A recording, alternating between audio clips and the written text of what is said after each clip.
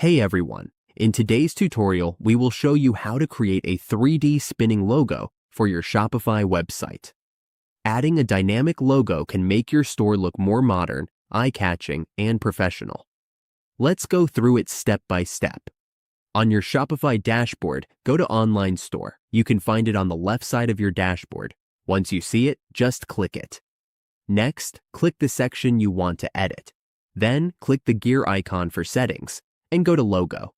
Click the drop-down menu. Now, we will select this logo and click Select.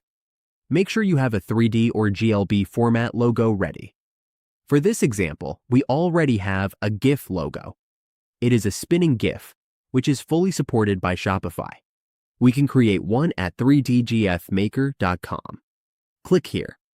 Now, click the Upload Image button. Once uploaded, select the picture you want to use. When you are done, click Download. Then, we can upload it to the Shopify store. To upload, just select the file and click that. Now, as you can see, we have a spinning logo on the Shopify website. That is how we add a 3D spinning logo to a Shopify store. This helps the brand stand out and gives the store a unique, professional look.